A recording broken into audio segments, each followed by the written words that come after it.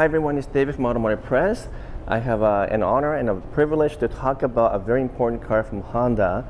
And more importantly, I am with a very important person who came from Honda, Mori-san. Well, I say that in Japanese because, as you know, we're both Japanese or came from Japan. Can you just introduce yourself quickly for our audience? Yeah, Dave. My name is Hayato Mori, and I'm the Vice President of Business Operation in Honda Canada. All right. So today we get to show you something cool and interesting. A couple of things to keep in mind. One is the fact that this is the first time, at least I'm seeing, the Honda Zero Series. The formal name hasn't been announced yet, but this is a very different product from what you've already known from Honda and Acura. So it's not based on Prologue, it's not part of the General Motors Altium family, it's a Honda's exclusive, their own platform. And even though it still looks very much like a concept car, this prototype actually represents something very close to the production model, which will come out sometime in 2026. Is that right, Morisa? Yes, 2026 is our goal. I think you said mid-time. Should be out by mid-26, okay. But we'll see. So it's only about a year and a bit away, Yes. which means that this concept/prototype is probably very close to production model. So I'm kind of excited to talk about it because even though EV may be having some difficult time in the current marketplace, it is still part of the future. And that's not going to go away. And the fact that Honda is building its own exclusive vehicle for the EV market is really important news for us. So I'm going to get Mori-san to kind of walk us around, explain us some unique aspects of this vehicle because I think it is pretty unique. And then I'm also going to add some of my engineers' comments as we go along. So join us as we walk through this very important car called the Zero Series. Formal name, once again, not announced yet, but we will probably find out sometime soon, perhaps, hopefully. Sometime soon. Yeah, but it is built in the US, but engineered in Japan, I would assume. It's mostly engineered in Japan, but there is also a US design and engineering as well. And I know the design is somewhat unique, and I might even say for some people it's a little bit controversial. But I was thinking that when I looked at this car, if I were to imagine Asimo robot transforming into a car, I was thinking this could be it. This have that kind of a cute, very favorable design, I think. And Asimo is a robot you might know from many years ago, and I still remember seeing one of the very first Asimo robot back in Tokyo Motor Show many decades ago. So lots of memories with that. So anyway, Mori-san, please show us a little bit more about the car from front to back, and maybe tell us a little bit more about what makes this unique. Yeah, so thanks, Dave. So again, as you already mentioned, this is a prototype, but it is very close to the mass production design that you'll see by next year. So this is an SUV about the size of a CR-V. Okay. Again, our own concept, our own design. We designed it under three kind of banner called Thin, Light, Wise. Okay. As you can see from the vehicle itself, it is not a bulky vehicle. It is not a sort of an in-your-way type of vehicle. That's where the thinness comes from. Okay. The lightness comes from, again, the design, but also the driving dynamics of this, which hopefully you'll experience soon. Yes. And you'll feel our Honda agility and all that stuff that will be incorporated in this vehicle, even though it's an EV. Right. And that's why we coined the term light as well. Right. Okay. The Wise, interesting enough, you mentioned Asimo. It's one of the aspects of this vehicle. It's not just intelligent, it is wise. So part of this vehicle has an operating system that was basically incorporated from Asimo. So you mentioned Asimo, and where did he go? Well, guess what? It's now living in one of these cars. Right? So on top of Asimo, we also partnered with somebody, a vendor called Helm.ai. Okay. And they are into artificial intelligence, and they have now incorporated this into this vehicle. So not only can it control, Asimo can control all the aspects of the vehicle, it actually has itself a self-learning tool that will recognize and kind of cater things that in the vehicle, especially the HVAC system, audio controls, to cater to your needs. So it's very futuristic that way. So it'll be customizable, or it's smart enough to it's self-learning. Customize itself. Yes. Yeah. So it'll even recognize your mood and give you a mood lighting, things like that. So it'll get very interesting in the marketplace. If I'm not feeling well and I look sad, would it? Yeah, it'll give me a bright light, maybe a cheery music, things like that. So more and more artificial intelligence is going to be incorporated into vehicles and anything that's around you. Right, and even though we see AI everywhere, whether it's ChatGPT or Microsoft Copilot, I mean, we don't see them in the cars that much yet. So this could be one of the very first implementation of AI system, right? Yeah. All right, so let's keep on walking a little bit more. Actually, before we go too far, the front section here is also pretty unique. Yeah, because this looks like a headlight, but it's not, right? Yeah, so it's the fascia is actually behind this block dark in place, and it's actually right now lighted. So it has 64 LED lights that will act as daytime running lights and the turning lights and hazard light. And just underneath these square ones, you see the round headlights. These are the actual headlights. Right, okay. So these are all kind of hidden, and it gives it a nice sleek look, and again, the thinness look. Right, okay. Pay attention to the Honda sign. So our badge this is kind of unique for this vehicle in the 0 Series.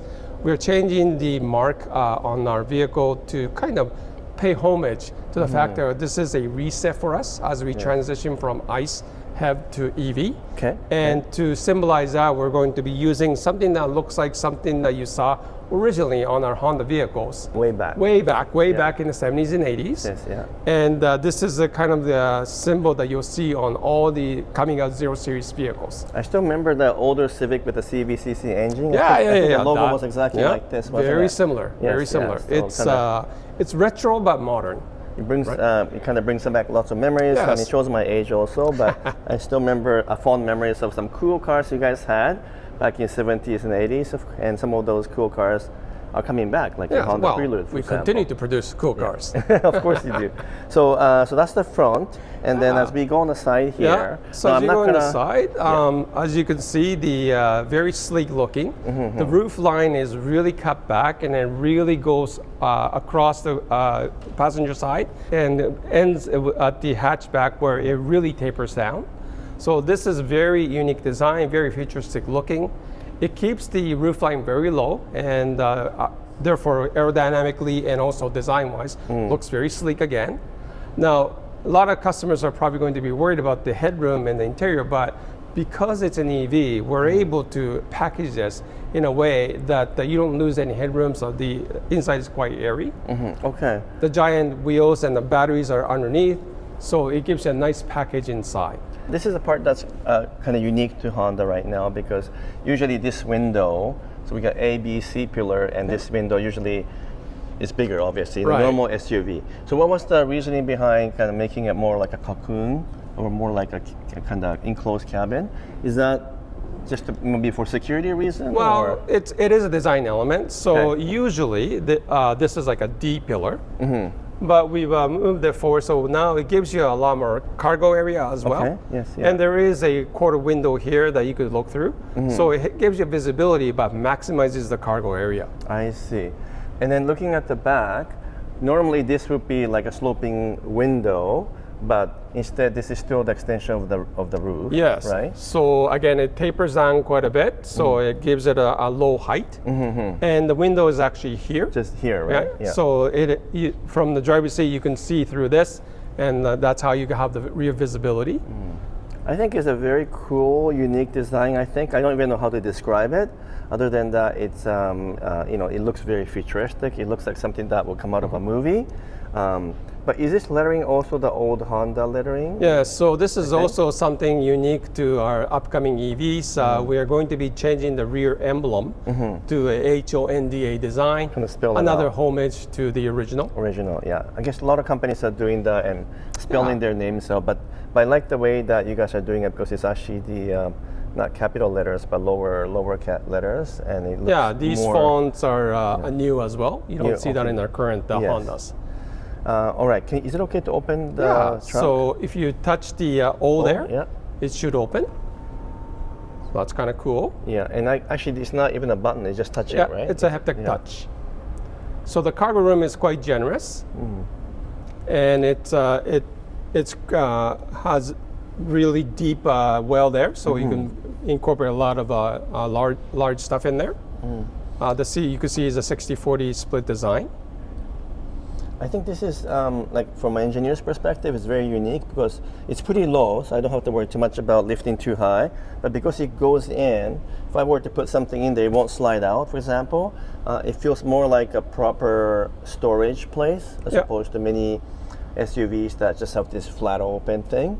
I worry about scratches here, but other than that, it looks like a very usable space, and I guess you have some space in underneath. Oh, right now, because it's a prototype, a lot of things don't work. Don't work, okay. But even here, I mean, this is a prototype, so obviously we can't have design of this much out anyways. So some of this will be refined for mass production. We just press that to close? Yes. Okay, all right. Close. Very, very quiet also. Let's go back to the side here for a second. So, actually, I just noticed this is also very unique. I'm sure. It's basically a diffuser. Will change a little bit. So this is part of the design. It is design, but also for aerodynamic as well. So again, part of something like this will make it to mass production. Maybe not this big, but again, it is part of the aerodynamic design. I mean, honestly, if I just look at it, it looks like something that will be driving on the surface of a moon. Yes. Like a moonwalker. I'm going to call it moonwalker. Yes, that term has come up before, and kind of a good segue because the color of this vehicle is moonlight. Oh, is that right? Yes. It's called the moonlight? Yes. Oh, cool. I see. Okay. So it's like a metallic white. Yeah, so you're not wrong with the moon part. I see. Okay, there you go. Can we take a look at the inside? Okay. So should open with a touch, and door handles are built in. So the handle does not move, right? This part, that's right. It's just haptic catch again. Okay. All right. So we're now inside the 0 Series here, and door to door, very expanded view, and it looks actually beautiful. It's very futuristic. Tell me a little bit more about what's going on here. Yeah. So as you can see, the instrumentation panel, the speedometer, everything is in front of you. The concept has a yoke steering wheel so that you can see the whole thing. Most of your other controls like navigation system, audio system, connectivity is all at the center, and it's a large touch screen, and you could see most of the other controls are down here. So everything is sort of incorporated into one area, so it is very easy. Again, with the helm.ai and everything else, it'll be watching you as well, so some of this control may come up automatically depending on what you're doing and the recognition they can take. So it's kind of have the predictive functionality, I guess? Yes. Right. And right now the screen goes all the way across. You can see the moon lighting, and these lightings can be changed. It'll actually change on you depending on your mood as well. Ambient lighting. Yeah, ambient lighting. Now you will notice that it has the TV cameras for the mirrors. And as much as we like to offer this in North America, unfortunately, in regulation-wise, North America won't allow this. Right, so unfortunately, that will not make it to mass production. Right, of course. Yeah. And how big is this screen here? It looks bigger than like a 14-inch. Yeah, it's fairly large, but this is a concept. So it's missing some of the bezels and elements. So a mass production version, right now, I don't have the specs for it. Okay. But you could guarantee that it'll be fairly large for some of the controls that you have to have. It looks bigger than 14 inches. Just right now it's definitely bigger. Okay, I see. Okay. Probably a good 15 or 16 inch. Yeah. And you have this big window here, all the way to here. All the way to the top. Normally it ends here, right? Most cars. But it goes further out, and then the all the way, and the pattern roof starts here. Yeah, pattern roof and all the way across. And this one doesn't open though, right? It's one piece. This is right now a concept, so it doesn't open. Okay. In the mass production version, we have to see whether it can open, because certain ones can open. I see. Okay. But this window stays big. Yeah. Like so it's going to have a very vast window. Okay. Again, for that panoramic look. Right. And again, this is our concept of thinness. So you don't see the car. Right, I see, okay. Yeah, I mean, just my first impression is it feels very airy, it feels very open, and it just, I mentioned as soon as I walked in, I can kind of smell the Honda smell. Every manufacturer have a kind of slightly different smell based on the glue and the adhesive they use, and this one obviously has Honda components, so it smells like that. And this looks like a kind of like almost like a rock. Yeah, it's like a marble look. Look, okay. Yeah, this is the charger for your phone. A lot of these elements will probably make it to mass production. Yeah, will change, I see. And your armrest and so on. And like you said, it's a kind of CRV size, but because it's an EV, you get maximum capacity for inside. We could push the wheels way out. Yeah. And as a result, the packaging is very good. Yeah, it looks, again, very roomy, feels comfortable to me. Again, functionality-wise, it's a little hard to tell right now, but hopefully you guys will have some knobs and switches as opposed to having everything inside. That's one of my pet peeve about electric cars in general, but... Yeah, so we'll see, we'll show you how mass production is going to look like in the near future. In the near future, okay. You can't really say whether you will have switches or buttons right now? No. No, okay. I hope you will, because I'm kind of tired of the electric cars where everything is built into the system. I know that's the trend. But ultimately, I think functionality and practicality is important. But design-wise, it's really, really cool. So let's just go back out there and just discuss about the future of this car. Sure.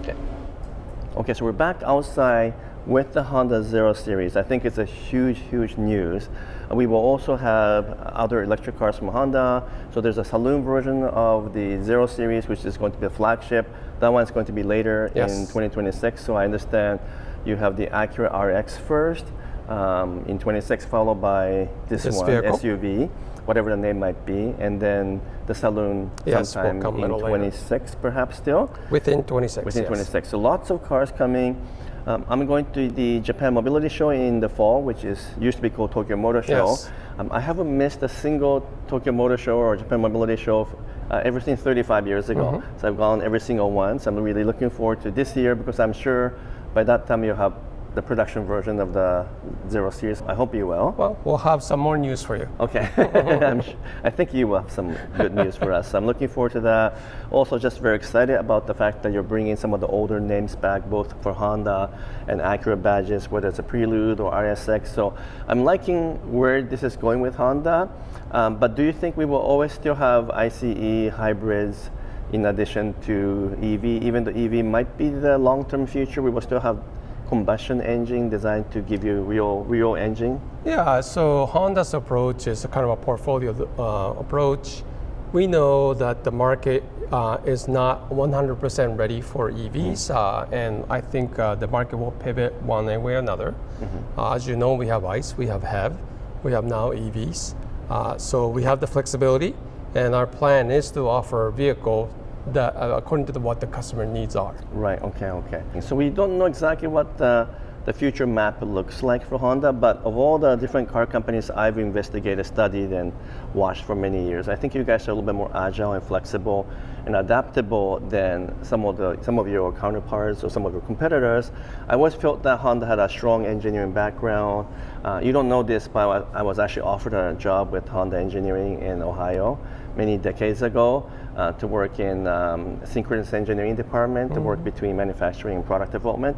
I didn't take the job offer for many different reasons, but and so I always had a respect for what Honda stands for, because it's not always about just the product, it's also about the technical engineering side of things.